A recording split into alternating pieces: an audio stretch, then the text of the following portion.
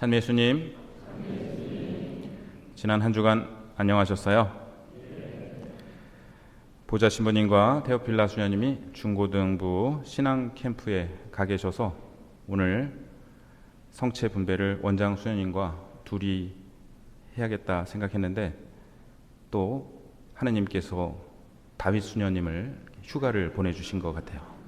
그래서 수녀님께서 3층 성체 분배를 좀 도와주시면 감사하겠습니다. 주님은 나의 목자, 아쉬울 것 없습니다. 지난 한 주도 비가 많이 왔는데요. 요즘에 극한 호우와 지구온난화가 관계가 있다는 보도를 보았습니다. 바닷물 온도가 뜨거워지면서 예전과 다른 기후 현상을 만들고 있다는 것입니다. 몇 년 전 홍콩에서 열린 아시아 주교회의 기후변화 회의에 주교님을 모시고 참석했었는데요.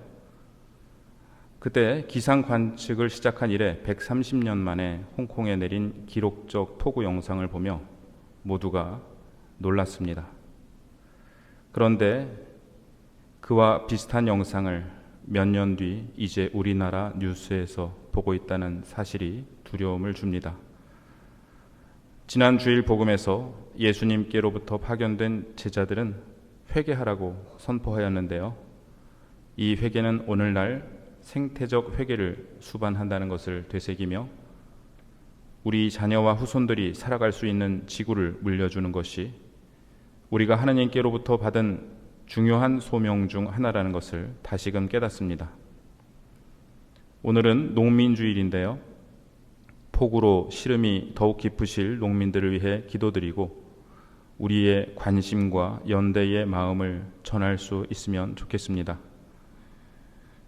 지난 주일 복음 선포를 위해 파견되었던 제자들은 예수님께 돌아와 자기들이 한 일과 가르친 것을 다 보고드립니다. 그러자 예수님께서 외딴 곳으로 가서 좀 쉬어라 라고 말씀하시고 제자들과 함께 배를 타고 외딴 곳으로 가십니다. 그러나 많은 사람이 달려와서 먼저 다다르자 예수님께서는 군중을 보시고 가엾은 마음이 드십니다. 그들이 목자 없는 양들 같았기 때문입니다.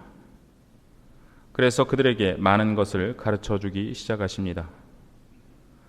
오늘 복음에서 인상적인 것은 맨 처음 제자들이 예수님께 자기들이 가르친 것을 보고한다는 것이고 또 마지막에 예수님께서 목자 없는 양들 같은 군중을 보시고 가엾은 마음이 드시어 많은 것을 가르쳐 주기 시작하신다는 것입니다. 마테오 복음은 예수님께서 군중을 보시고 가엾은 마음이 드시어 그들 가운데 있는 병자들을 고쳐주셨다고 전합니다.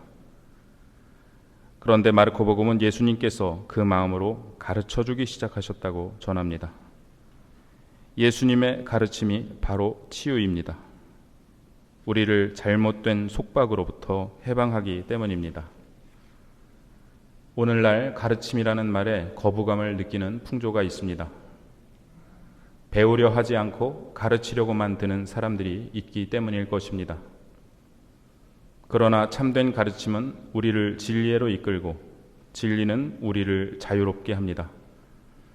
그 참된 가르침은 참 목자이신 예수 그리스도에게서 나옵니다. 제1독서에서 예레미야는 목자들을 꾸짖으시는 하느님 말씀을 전합니다.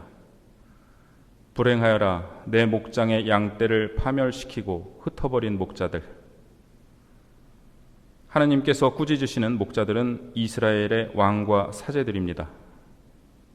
그들은 하느님의 양떼를 잘 돌보지 않았고 참된 가르침을 전해주지 않았기에 결국 이스라엘은 바빌론에 점령되고 포로로 끌려가게 됩니다.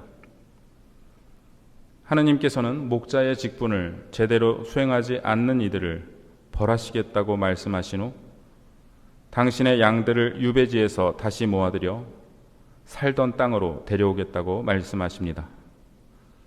그러고서는 그들을 돌보아줄 목자들을 그들에게 세워주리니 그들 가운데 잃어버리는 양이 하나도 없을 것이다 라고 약속하십니다. 그 목자들은 바로 예수 그리스도이시며 그리스도의 영을 받은 제자들입니다. 성경에는 하느님과 우리의 관계를 표현하는 여러 가지 상징들이 등장하는데 그 중 하나가 목자와 양입니다. 본래 유목민이었던 이스라엘 백성에게 이 비유는 깊이 와닿았습니다. 그 비유가 가장 아름답게 표현된 노래는 아마도 시편 23장일 것입니다. 주님은 나의 목자, 아쉬울 것 없어라. 우리에게 너무나 친숙한 이 시편은 오늘 화답송이면서 입당 성가이기도 합니다. 그런데 이 시편을 쓴 사람은 어디에서 이 시를 지었을까요? 파란 풀밭에 이 몸 누여주시고 고이시라 물터로 나를 이끌어 주시네. 이 구절 때문에 우리는 아마도 파란 풀밭에 누워서 어쩌면 800개라도 하고 이 시를 노래했을 거라고 생각하기 쉽습니다.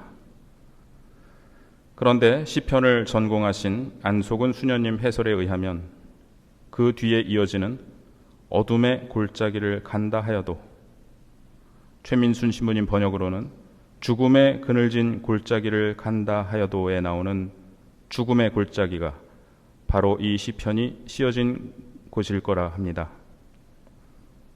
시편의 저자는 지금 죽음의 골짜기에서 이 노래를 하고 있다는 것입니다. 생각해보면 아무 걱정거리 없이 파란 풀밭에 누워서 죽음의 그늘진 골짜기를 간다 하여도 당신 함께 계시오니 무서울 것이 없나이다 라고 노래한다면 이 노래는 전혀 절박하게 와닿지 않습니다.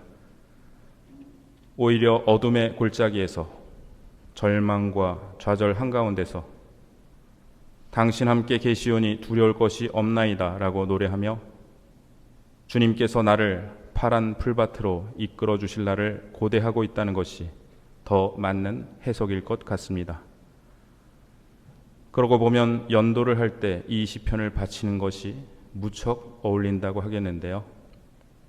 죽음의 그늘진 골짜기를 지나는 연옥 영혼이 당신 함께 계시오니 두려울 것 없나이다 라고 노래하면서 하느님 나라를 향해, 즉 원수들 보는 앞에서 상을 차려주시고 머리에 향유를 발라주시고 술잔이 넘치도록 가득한 그곳을 향한 여정 중에 있기 때문입니다.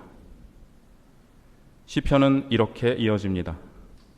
당신의 막대와 지팡이에 시름은 가시어서 든든하외다. 여기서 막대와 지팡이는 말을 듣지 않으면 혼내려고 들고 계신 도구가 아닙니다. 막대기는 맹수를 쫓기 위한 것이고 지팡이는 양이 길을 가다 빠지게 될 웅덩이가 있는지 확인해보기 위한 것입니다.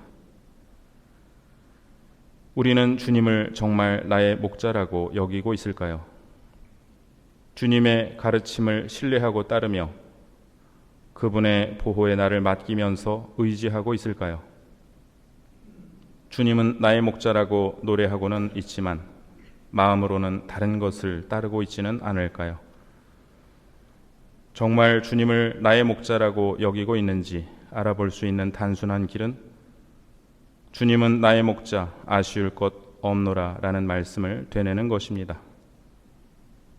정말로 아쉬운 것이 없다면 하느님께서 나의 주인이시고 그분께서 나를 보호하고 인도하고 계시다고, 즉 주님은 나의 목자라고 고백하고 있는 것입니다. 하지만 무엇인가 아쉽다면 어쩌면 그것이 나의 주인일 수 있고 그것이 나의 목자 노릇을 하려 할 수 있습니다.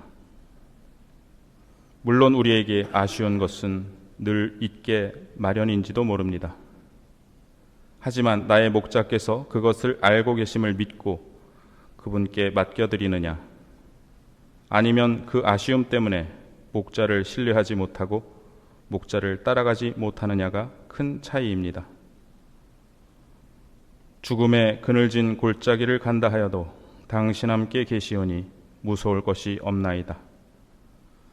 이 말씀이 우리 영혼에 새겨져 살아서든 죽어서든 우리의 고백이 되기를 희망합니다.